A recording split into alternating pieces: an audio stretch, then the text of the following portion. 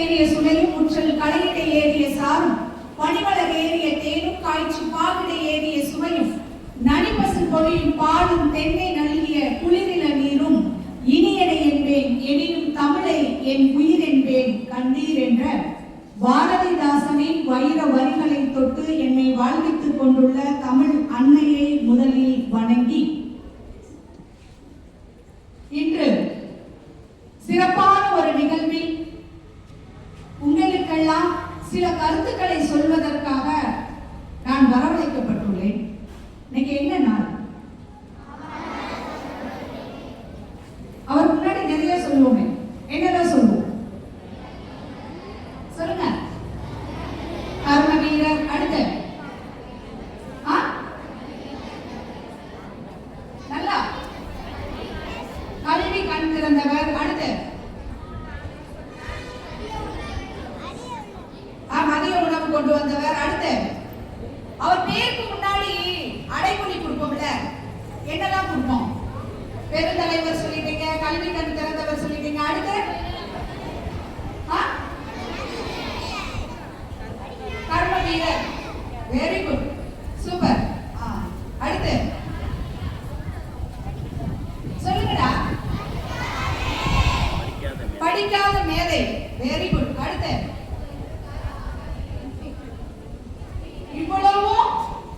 இவ்வளவுக்கும் சொந்தக்காரர் காமராஜ். சரியா? அவரு அப்ப பெருந்தலைவர்னு சொன்னாங்க முதல் பாயிண்ட்.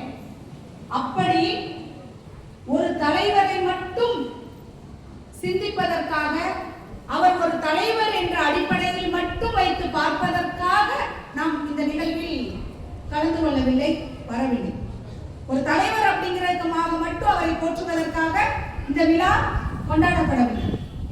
அவரிடம் இருந்த நேர்மை, எளிமை, உழைப்பு, கல்வி சேவை, மக்கள் சேவை, இத்தனைக்கும் ஒரு அடையாளத்தை சொல்லணும் அல்லது ஒரு இலக்கணம் அல்லது ஒரு உருவத்தை சொல்லணும்னா அதற்கு பெயர் தான் காமராஜர்.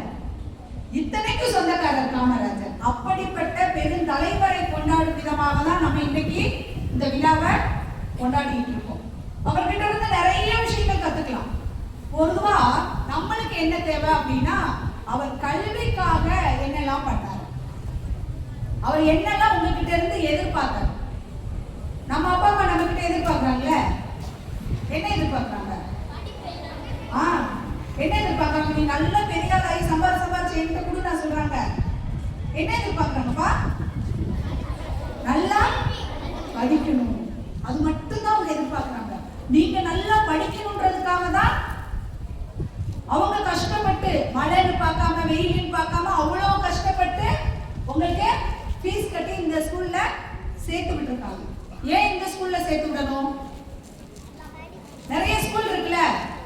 ஏன் அப்படின்னா இங்க இருக்கிற நிர்வாகம், இந்த பள்ளிக்கூடத்தை நிர்வகிக்கிற உங்களுடைய தாளாளர், இந்த பள்ளியினுடைய செயலாளர், மிக அழகாக இந்த பள்ளியை முன்னெடுத்து சென்று கொண்டிருக்கிற உங்க பள்ளியினுடைய முதல்வர், பாரத தேசத்திலேயே இந்த நம்ம பாரத நாட்டை போற்றும் அளவிற்கு, இந்த உலகமே போற்றும் அளவிற்கு வர வேண்டும் என்பதற்காக வகுப்பறைகளில் மாணவர்களை மிக அழகாக செதுக்கிக் கொண்டு அந்த சிற்பியாக இருக்கின்ற ஆசிரியர் பெருமக்களினுடைய உன்னதமான உழைப்பின் சிறந்த ஒரு பள்ளியாக இந்த பள்ளி இருக்கிற காரணத்தினால் இங்க உங்களை எல்லாரையும் சேர்த்துட்டு இருக்கிறாங்க இல்லையா? உங்களை அப்படி பார்த்து எப்படி உங்க ஆசிரியர்கள் உங்களை கேர் எடுத்து சொல்லி கொடுக்குறாங்க, சரியா? அதனால இந்த பள்ளிக்கூடத்துல உங்களை சேர்த்து விட்டுருக்காங்க. உங்களுக்கு ஃபீஸ் கட்டணும்ன்றாங்க. அப்பா அம்மா அவ்வளோ கஷ்டப்பட்டு இருக்கிறாங்க. நம்ம இவ்வளவு நேரம் சொன்னோம்ல காமராஜரை பற்றி. அவர் படிச்சவரா? கிடையாது. ஆனா கல்வியின் மதிப்பை நன்கு உணர்ந்தவர். யார் கல்வியினுடைய மதிப்பை உணர முடியும் அப்படின்னா, கற்றுக்கொண்டே இருப்பவர்கள் தான் கல்வியினுடைய அருமையை சொல்ல முடியும். என்ன மேடம் படிக்காத மேதை, நீங்க ஒரு படிக்கலன்னு நானும் கேள்விப்பட்டிருக்கேன், கற்றுக்கொண்டே இருந்தவர்னு சொல்றீங்களே அப்படின்னா, அவர் ஏற்று கல்வி படிக்கல. நம்மள மாதிரி பள்ளிக்கூடத்துக்கு போயோ காலேஜுக்கு போய் அவரு படிக்கல. ஆனால் அவர் வீட்டு கல்வியை, நாட்டு கல்வியை படித்தவர், வாழ்க்கை கல்வியை படித்தவர். அவங்க அவர்கிட்ட கேட்டாங்க, ஒரு மாணவன் கேட்டான், இந்த மாதிரி ஒரு பள்ளிக்கூடம் போய் அவர் போயிருக்கிறப்ப, ஒரு விழாவுக்கு போயிருக்கிறப்ப ஒரு மாணவன் எந்திரிச்சு கேட்கிறான், காமராஜரை பார்த்து, நீங்க எந்த பல்கலைக்கழகத்துல எந்த யூனிவர்சிட்டியில படிச்சீங்க அப்படின்னு கேட்கலாம். காமராஜர் சிரிச்சுட்டே சொல்லுவாரு, நான் வாழ்க்கை என்ற யூனிவர்சிட்டியில் படித்தேன். எங்க படிச்சாரு?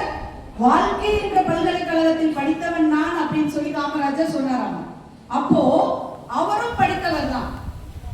என்ன படித்தவர்? அவருடைய குடும்பத்தை படித்தவர். அவருக்கும் படிக்கணும்னு ஆசையெல்லாம் இருந்தது. நல்ல படிப்பு வராத மாணவன்லாம் கிடையாது காமராஜர். ஆனா அவங்க அப்பா சின்ன வயசுலயே இறந்துடுறாரு. அப்பா இறந்ததன் காரணமாக குடும்பம் வறுமையில் இருக்கு. படிக்கணும்னு ஆசை, ஆனா பணம் இல்ல, வறுமை. அதனால பள்ளி படிப்பை நிறுத்திட்டு அவங்க தாய்மாமா கடைக்கே வேலைக்கு போறாரு, ஜவுளி கடை. எவ்வளவு பெரிய கொடுமை! இன்னைக்கு நம்ம அப்பா அம்மா அப்படிலாம் இல்லைங்க. கஷ்டப்பட்டு கூட நம்ம படிக்க வைக்கிறாங்களா இல்லைங்களா? அப்பாவே இல்லைனாலும் அம்மா கூலி வேலை செஞ்சு படிக்க வைக்கிறா இல்லையா? வீட்டு வேலை 10 பாத்திரம் தேய்ச்சி கூட படிக்க வைக்கிறாங்களா இல்லையா? அப்ப நம்ம எப்படி படிக்கணும்? காமராஜர் ஆசைப்பட்டார் அந்த காலத்துல, ஆனா படிக்க முடியல. வேலைக்கு போனாரு. ஆனா வேலைக்கு போயிட்டு என்ன செஞ்சாரு தெரியுங்களா?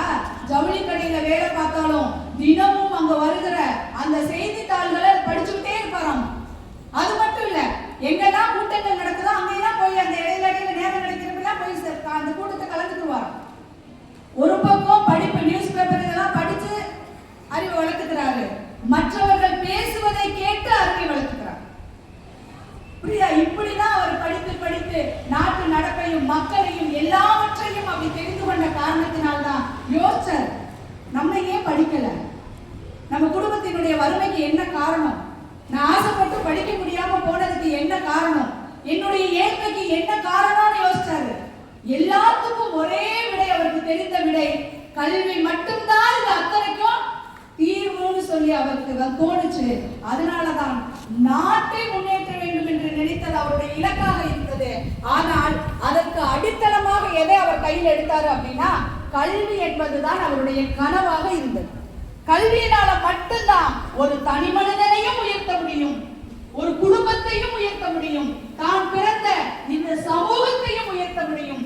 இறுதியாக நாட்டையே உயர்த்தக்கூடிய ஒரு ஆயுதம் எது என்றால் கல்வி மட்டும்தான் என்பதை நன்கு உணர்ந்த காரணத்தினால் தான் என்ன செஞ்சார்னா, ஊர்தோறும் பள்ளி, எல்லா ஊர்லயும் பள்ளிக்கூடங்கள், அவர் ஆட்சியில பள்ளிக்கூடங்கள் திறக்கப்பட்டதை போல் இன்று வரை திறக்கப்பட்டது.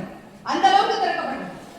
அவருக்கு முன்னாடியே அது நடக்கல, அவருக்கு அடுத்தும் இப்ப வரைக்கும் அந்த அளவுக்கு பள்ளிக்கூடங்கள் திறக்கப்படவில்லை. அப்படி ஒரு சாதனையை செய்த ஒரு மனிதன் தான் காமராஜர். அப்படி அத்தனை கல்விக்கூடங்களை திறந்தார்.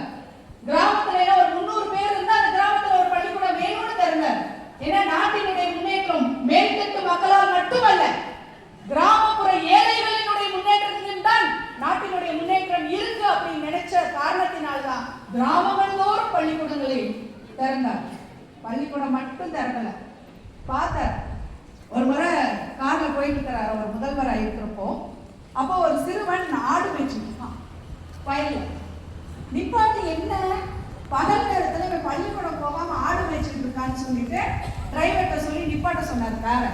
அந்த சிறுவனை கூப்பிட்டு கேட்கிறாரு, ஏன் பண்ணி பள்ளிக்கூடம் போகலையா, ஆடு மேய்ச்சிட்டு இருக்கா அப்படின்னு கேட்பாரு. அந்த சிறுவன் சொல்லுவான், பள்ளிக்கூடம் போனா எனக்கு சோறு போடுவீங்களான்னு. என்ன கேட்டான்? பள்ளிக்கூடம் வந்தா நீங்க சோறு போடுவீங்களான்னு கேட்டான்.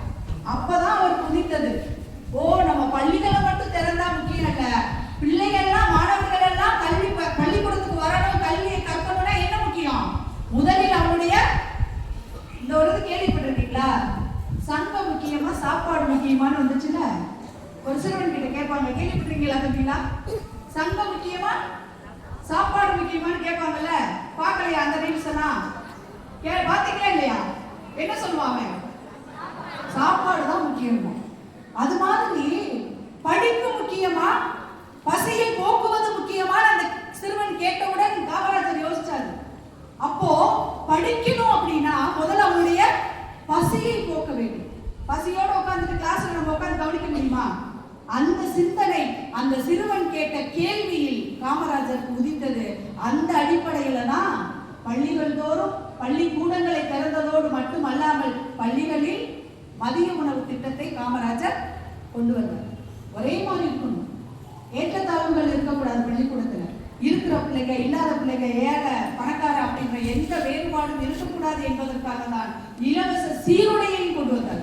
ஒரே யூனிஃபார்ம் போட்டோன்னா தெரியுமாங்க, நான் வசதியான வீட்டு பிள்ளை, நான் ஏழை வீட்டு பிள்ளைன்னு தெரியாதுல்ல. அந்த பாகுபாடு தெரியக்கூடாது என்பதற்காக தான் இலவச சீருடையும் கொண்டு வந்தார். அப்படிப்பட்ட ஒரு மகா மனிதன் தான் யாரு? கர்மவீரர் காமராஜர்.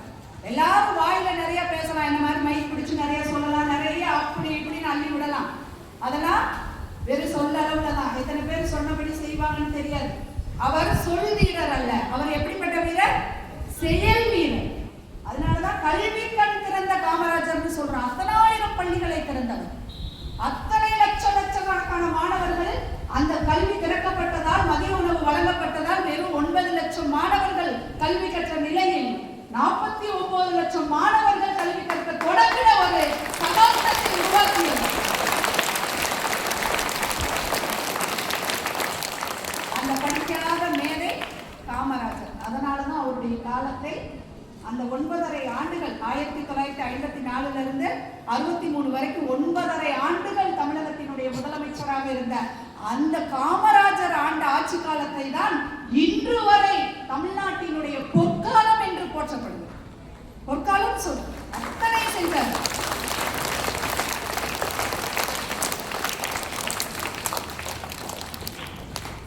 ஒரு பாடல் வரி இருக்கு தெரியுமா? படித்ததினால் அறிவு பெற்றோர் 1000 உண்டு, பாடம் படிக்காத மேதைகளும் பாரினில் உண்டு. கேள்விப்பட்டிருக்கீங்களா? நீங்களா கேள்விப்பட்டிருக்கீங்க? நாங்களா கேள்விப்பட்டிருக்கோம். படிச்சு அறிவு பெற்றவங்க இந்த 1000 பேர் இந்த உலகத்தில் உண்டு. ஆனா படிக்காத மேதைகளும் இருக்கிறாங்க அப்படின்னு ஒரு பாடல் வரி. ஒருவேளை அந்த படம் எப்போ வந்ததுன்னு எனக்கு தெரியல. காமராஜரை பார்த்துதான் அந்த பாடல் வரிகள் கூட எழுதப்பட்டிருக்கலாமோ அப்படின்னு எனக்கு தோணுச்சு. அப்படிப்பட்ட ஒரு மேதை காமராஜர். படிக்காத மேதைன்னு ஏன் சொன்னாங்க தெரியுமா? சொன்னேன்ல, அவர் ஏட்டு கல்வி படிக்கல, பள்ளிக்கூடம் போய் படிக்கல, ஆனாலும் படிச்சாருன்னு சொன்னேன்னா, அவர் முதலமைச்சராக இருந்த பொழுது நம் தமிழகத்தை சுற்றி இருக்கிற அத்தனை மாநிலத்தில் இருக்கிற முதலமைச்சர் கூட எல்லாம் பேசணும் அப்படின்னா அவங்க மொழியில தான் பேசுவாராம். யாரு? பள்ளிக்கூடம் போய் படிக்காத காமராஜர். தமிழகத்தில் முதலமைச்சராக இருக்கிறப்போ பக்கத்துல கர்நாடகா முதல்வர் நிஜலிங்கப்பா. அப்ப தமிழ்நாட்டில் காமராஜர் முதலமைச்சராக இருக்கிறப்ப கர்நாடகாவில் நிஜலிங்கப்பா முதலமைச்சராக இருந்தார். அவர் கூட பேசணும்னா கன்னடத்துல தான் பேசுவாராம். ஆந்திராவில் வந்து சஞ்சீவி ரெட்டி முதலமைச்சராக இருந்தார். அப்போ அவர் கூட பேசணும்னா தெலுங்குல தான் பேசுவாராம். கேரளாவில் சங்கர் அப்படிங்கிறவர் அப்ப முதலமைச்சராக இருந்தார். அவர் கூட தொலைபேசியில பேசணும்னா மலையாளத்துல தான் பேசுவாராம். படிக்காத மேதைன்னு சொல்ற காமராஜர் தான் இத்தனை மொழிகளை தெரிந்து வைத்து அந்தந்த மாநிலத்தோடு அந்தந்த மொழிகளோடு பேசிய காரணத்தினால்தான் அவரை நம்ம என்ன சொல்றோம்? படிக்காத மேதைன்னு சொல்றோம். காமராஜர் பத்தி நிறைய கேள்விப்பட்டிருப்பீங்க. இன்னைக்கு வரைக்கும் சொல்லுங்க, அவர் ஏதாவது இந்த கோயில் எல்லாம் கட்டினாரு, இந்த மசூதி எல்லாம் கட்டினாரு, இத்தனை தேவாலயங்கள் கட்டினாரு அப்படின்னு ஏதாவது இருக்கா? ஏதாவது படிச்சிருக்கோமா? உங்களுடைய அந்த பிரேயர் சாங் சூப்பரா இருந்தது. எல்லா சமயத்தையும் ஒருங்கிணைக்கின்ற, எல்லா மதத்தையும் ஒருங்கிணைக்கின்ற ஒரு பாடலை நீங்க உங்களுடைய வழிபாட்டு பாடலா வச்சிருக்கிறீங்க. மிக்க மகிழ்ச்சி. அந்த பாடலை கேட்ட உடனே இந்த கருத்தை எனக்கு உதயமாச்சு. காமராஜரை பற்றி சொல்லும் பொழுது ஏன் அப்படி அவர் கோயிலுக்கெல்லாம் முக்கியத்துவம் கொடுத்து கட்டல அப்படின்னா, கோயில்கள் கட்டினால் அங்க யார் மட்டும் வருவாங்க? இந்துக்கள் மட்டும்தான் வருவார்கள். இந்துக்கள் மட்டும்தான் வருவோம். தேவாலயம் கட்டினாங்கன்னா, சர்ச் கட்டினா யார் வருவாங்க? கிறிஸ்தவர்கள் மட்டும்தான் வருவார்கள். பள்ளிவாசல் மசூதி கட்டினா யார் வருவாங்க? இஸ்லாமியர்கள் மட்டும்தான் வருவார்கள். ஆனா அதனாலதான் காமராஜர் இதையதையும் கட்டல, பள்ளிக்கூடங்களை கட்டினார். ஏனெனில் பள்ளிக்கூடம் கட்டினால் அத்தனை பேரும் அங்க வருவாங்க.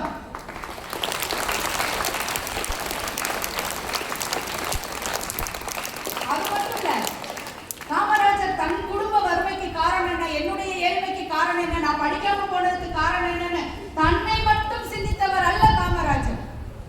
ஏழ்மையில் இருக்கிற அத்தனை பேரையும் சிந்திச்சார். நாட்டினுடைய முன்னேற்றத்திற்கு, நாட்டினுடைய வளர்ச்சிக்கு, என் வீட்டினுடைய முன்னேற்றத்திற்கும், ஒவ்வொரு வீட்டினுடைய முன்னேற்றத்திற்கும் எது தடையாக இருக்கிறது, எதை கொடுத்தால் நாடு முன்னேறும், வீடு முன்னேறும் என்பதை யோசித்த காமராஜர் அழியாத ஒன்றை கொடுக்க வேண்டும் என்று ஆசைப்பட்டார்.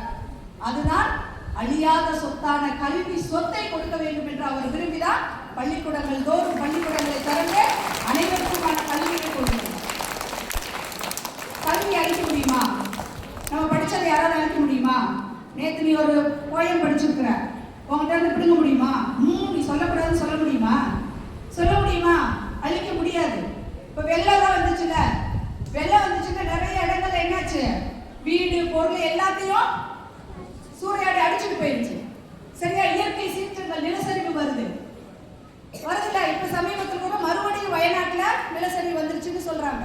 அப்போ அப்படிலாம் வந்து என்ன ஆகும், நம்ம சேர்த்து வச்சுக்கிற சொத்து சுகம் வீடு எல்லாமே கார் எல்லாமே அழித்து போகும். ஆனால் ஒருவன் கற்ற கல்வி அவன் இருக்கிற வரைக்கும் அவன் குடியிருப்பு யாருனாலையும் எதனாலையும் எத்தனை சீற்றம் வந்தாலும் என்ன செய்ய முடியாது, அழிக்க முடியாது. அதான சொன்னாங்க ஒரு பல பாடல், வெள்ளத்தால் அழியாது, வெந்தனால் வேகாது, வேந்தராலும் கொல்லத்தான் முடியாது, கொடுத்தால் குறைவுபடாது, கல்வராலும் களவாட முடியாது, உள்ளத்தே கல்வி என்னும் பொருள் இருக்கு. நம்ம படிச்சு நம்ம உள்ளத்துக்குள்ள அந்த கல்வின்ற பொருள் இருந்துச்சுன்னா இது எதனாலே நம்ம என்ன செய்ய முடியாது, அழிக்கவே முடியாத ஒரு சொத்து கல்வி சொத்து. அந்த கல்விதான் ஏழைகளுக்கு செல்வம், செல்வர்களுக்கு அணிகலன், வீட்டிற்கு விளக்கு, நாட்டிற்கு நன்மை, பெண்களுக்கு பாதுகாப்பு அப்படிங்கிறத நன்கு உணர்ந்திருந்தால் தாங்க.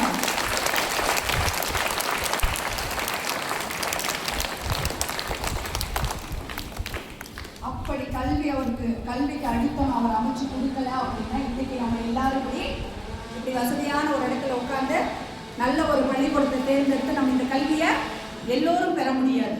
அப்போ நம்ம எல்லோரும் இன்னைக்கு கல்வியை பெறுகிறோம் அப்படின்னா அதற்கு அடித்தளம் அமைத்து கொடுத்தவர் கர்மவீரர் காமராஜர். காமராஜர் பிறந்த நாள் இன்னைக்கு வந்து அவர் படத்தை வச்சு ஒரு பூவை போட்டு மாலை போட்டு மரியாதை செலுத்துவது மட்டும் நாம் செய்கின்ற நன்றி கடன் அல்ல.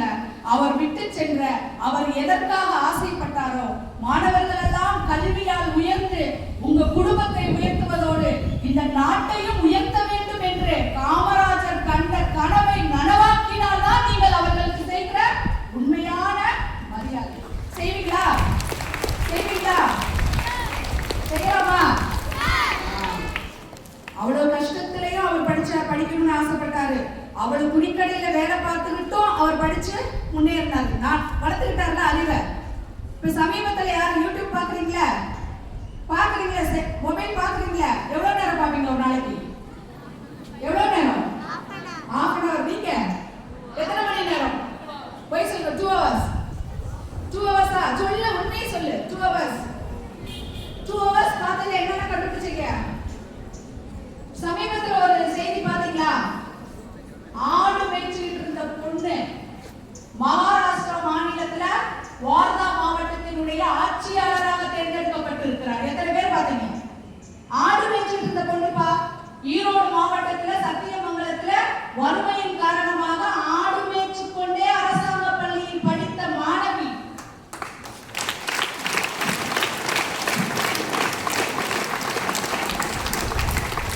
இன்னைக்கு சிவில் சர்வீஸ் எழுது மகாராஷ்டிரா மாநில வார்தாவோட வான்மதி என்ற பொண்ணு பேரு.